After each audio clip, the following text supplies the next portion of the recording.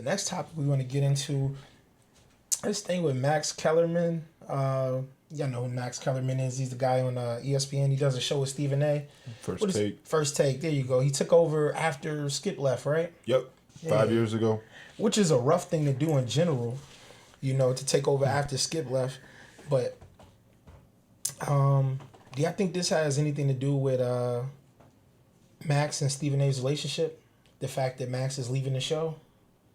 I have heard that I haven't kept up with the show, but I do hear them getting into like pretty intense like verbal altercations. Is that what you're referring to, or?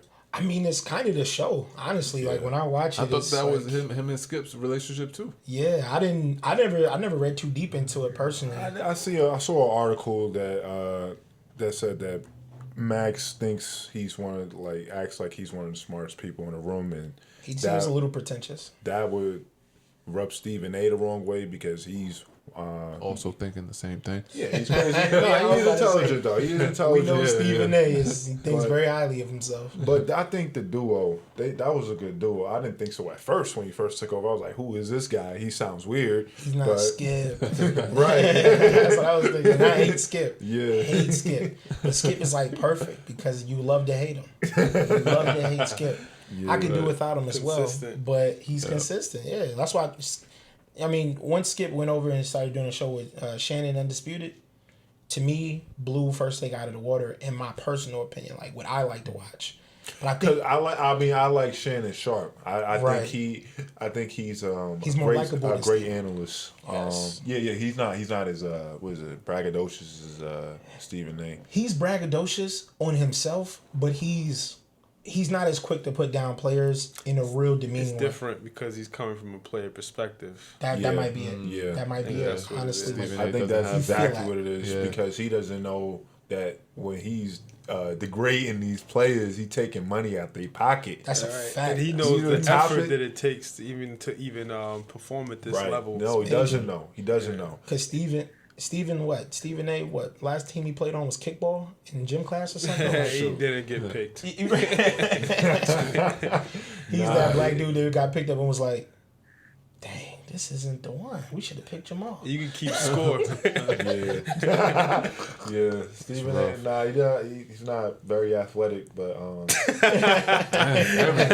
he's not. So yeah, Shannon, he definitely has that player's perspective, like you said. Right. For sure. So, I don't know. I think they had a solid relationship, but we don't know. I think that's one of those more, like, intimate things that it'll be hard for, like, outside looking in to really get a grasp. But overall, though, I don't know. Yeah, I think it'll be good for ESPN in, like, the long run.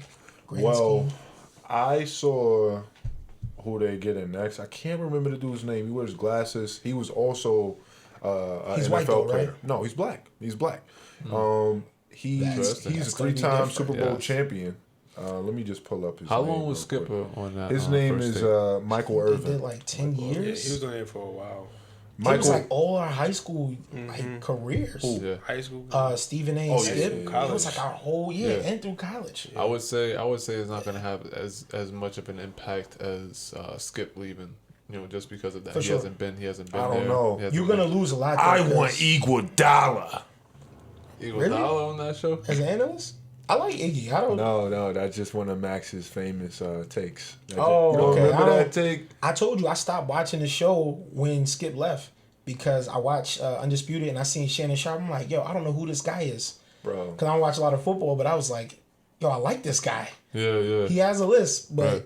I'll take it, yo. Funny. Dude, funny, charismatic, and he said real wild stuff. Takes. Yeah. Yes. He has wild takes. I just love like the Skip cigar had. joint, the Black and Mild joint. It's a little buffoonery-ish, but it's hilarious. Shannon? I love when he showed up with the LeBron jersey with the GOAT mask on. And I love that he loves LeBron James. Of course you do. That's your man's. I just want you to respect the best player in the game. He is sort of He's not the best player in the game. Oh, my gosh. Here we go. Oh, he's my not. God. I don't want to drift off too far. Let's not. But I know that's why y'all support him. I know. But but I think ESPN gonna be good. Long run, you said Michael Irvin? Michael Irvin. I've seen him. Yeah. He's been an analyst for a while now. Yeah, but he's getting I mean, he's gonna be his co-anchor on that show. I know he wasn't consistent. Like he'll have appearances on other shows. Right. That makes sense. But I don't know. Y'all think it's a money issue? Why they letting them go? I don't think it's a money. Well, I actually They're the top sports network right now, ESPN. Just to put it out there. I think Max might be getting more money somewhere else because there's no reason for him to leave unless Stephen A. wanted him to leave. You think he built his brand up, and then now it's just like kind of like And what Skip also, did. Skip was like, "I'm big enough now." A couple days ago, they just had the Max's last episode, and Stephen A. wasn't there, which I find incredibly weird. But he called in. He called in to wish him well and That's say how great of a time they had on the show the last 5 years, this and that, blah blah blah blah blah. But I'm just like, bro, why aren't you there? Like, this looks bad. I don't know. What are you doing that you can't even show up for your own show on your man's last day? This is your man's, right? But you congratulate him. That's a little bit weird to me. Man, like, if I really like you, it's... Not even a FaceTime. Not even a FaceTime. Phone call. I don't know. This is rough because it's kind of like the KD and Russ thing, right? When Russ said he just got a text message or he saw it on SportsCenter that KD was leaving. Yeah. And it's like, KD had to ink the deal before this occurred. And you didn't hit up your supposed right-hand man on the team at least. Like, it's I don't know. It seems kind of shady. It is shady. And that just solidified it for me. The fact that he wasn't there on his last episode there. Yeah. That solidified it for me.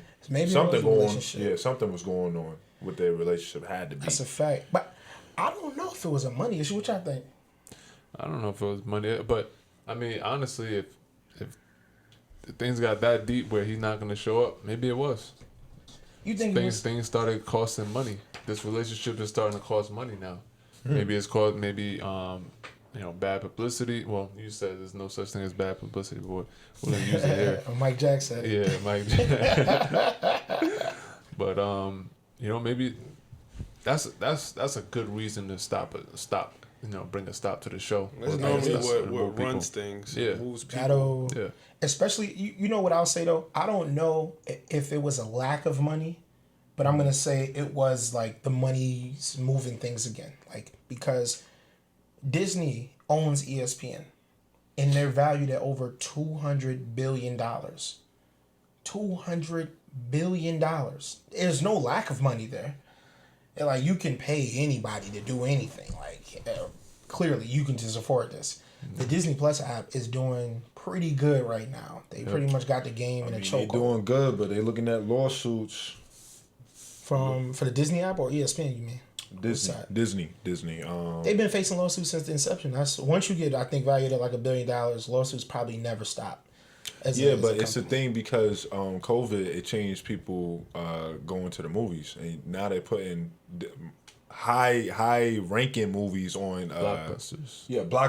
Blockbusters immediately stream from Disney Plus instead of going to the theater, so it's taking away revenue from the box office. That happened with Black Widow and Scarlett Johansson. She's in a lawsuit with them, and I don't blame her. It wasn't that bad. It wasn't a bad movie at all. I mean, I was just tired. I haven't seen it yet. Just to chime in on, just to say that that Disney is valued at $200 million. It doesn't really speak as billion. 200 billion. Pardon me. Wait, even still, if it's $200 billion, that doesn't say that ESPN has access to it. It's a separate entity that's operating underneath them. Oh no, I'm not comparing the two. I was only speaking on Disney Plus, on what they're dealing with. I don't think ESPN is in any lawsuits.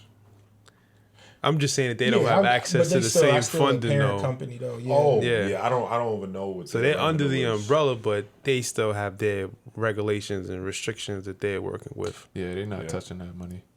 They have their own allowance. Yeah, they got allowance. As long as they wash the dishes and take out the trash, they get this amount of money. Right. Nah, I mean, it's one of those things. I think the money is. I think they're good. It's just one of those things they probably did to just like, we're going to make sure the money stays good. We're going to make sure we stay in the green versus going into the red. Mm-hmm. And so I think that's all that was, and that's all that came down to, man. But I think Disney's good overall in the long run. We're gonna see them keep cashing out Disney, ESPN, and I think Max gonna land somewhere good. You know, it's a lot of shaking up in the game, but and the last topic, man, this has been like a crazy story, man. Yeah. Seeing it all over, and it's just when it first started coming out, I couldn't believe what it was I was seeing. People were sending me clips everywhere. I'm seeing it all over. Mm-hmm. Yeah. You know, this whole the Taliban thing. You know, days after the U.S. military took their forces out of Afghanistan, the Taliban took control over major cities, took over the president palace. He fled the country. Yeah, I mean, it's just hightailed it out of there with a plane full of money. Yo, what would you have done? Loaded it up with three Jeeps of money. And left. 3 Jeeps though. 3 Jeeps. At least it wasn't Hummers. Who knows? Probably was Hummers. Right. Probably was Hummers. I would have got up out of there though. There's a lot of spin on this story. Even from the beginning when it was coming out and it was showing videos of people like falling out of the planes trying to get on. It's crazy, right? That was crazy. Money. Right, but did we hear why are these people trying to get onto the planes? Did we know why? It's because these were the people who committed themselves to working with the U.S. forces during the time their occupation, and when it was time for them to leave, they left those people who had put their lives on the line to work with them, and left them to be dealt with by the Taliban. Why they left? So these people were scared for their lives. They was like, Taliban's gonna kill us. We betrayed them all of this time, and they were trying to get out of there. They were risking their lives to try to fly out of there on the plane from the outside. No? Yeah, that's crazy, man. Crazy. That was OD. It looked like something out of a movie. Yeah, that was the first clip somebody had sent me, and I'm like, dude, y'all realize the plane's gonna get so high. There's no way you can survive. No way you can survive. But you're just how fast you going is just. It reminds you just of like that 9/11 situation. People were jumping out the window. Like, you know what? Maybe I could make it. There's no way. So many factors are gonna kill you. I think at 300 miles per hour, if you're not protected by a vehicle or something else, your skin is coming off the bones. 300 miles per hour. So planes fly way faster than that. Number one. Number two, I mean the temperature and that altitude is gonna kill you. You're not gonna be able to breathe. Yeah. It's so many things. Then I was like, yo, the wheels gonna come up. I know this, right? Like planes don't fly with the wheels down. So either you get caught in the mechanism as it closes. Yeah. Or like it's over, man. Like when I saw that, I was like, all right, maybe I should watch a story and see what's happening. Speaking of story, I think they saw that in Toy Story because I'm pretty sure a dude jumped on the wheels and withdrew up and he was safe. Oh wow. Oh boy, I hope they were watching. I don't know. I'm not referring to. In other words, Stefan would have jumped on the wheels. Nah, we can conclude. There was a spot that was saved on the wheels. Conclude this, bro. We cannot conclude this at all. I'm not throwing my life. Coming in front of the I'm not talking about. That's how you make it. Coming face to face with death, though. That's just what that proves. That's what it was.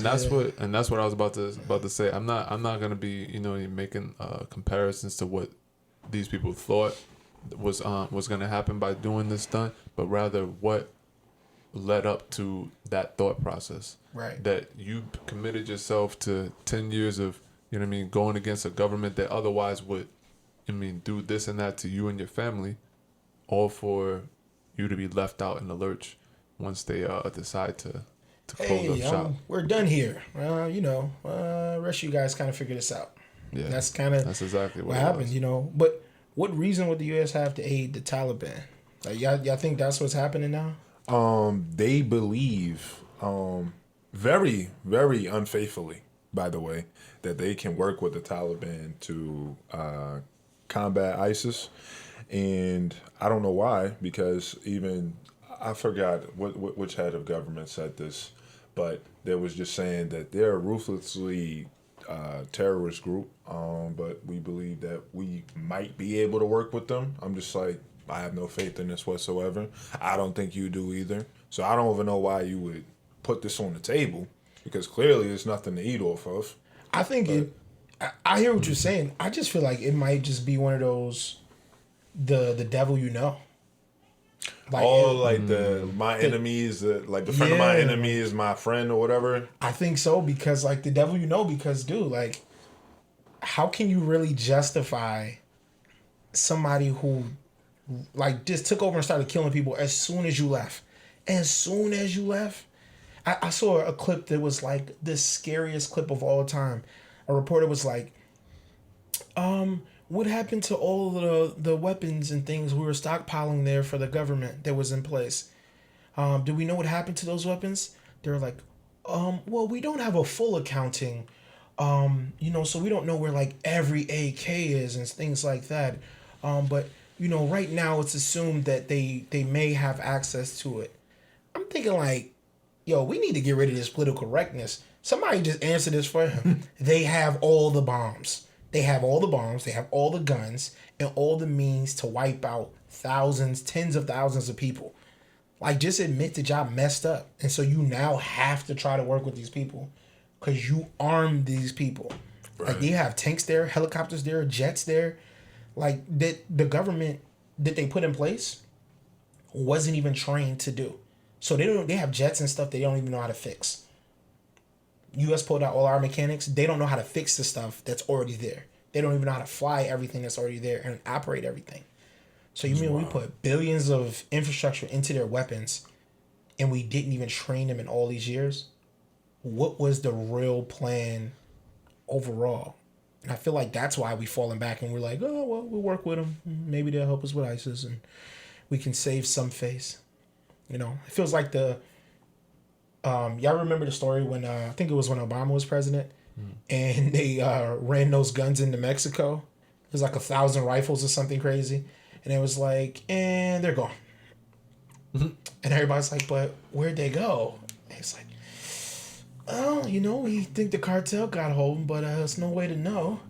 Meanwhile, in Mexico news, severed heads getting dropped off places as usually, and it's like, come on, man. Yeah. They know what they're doing. They know what they're doing.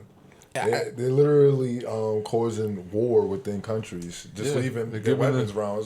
It's just like leaving a loaded gun in front of a toddler. Like you expect the toddler not to pick it up. No, there's something to play with. That's their thing.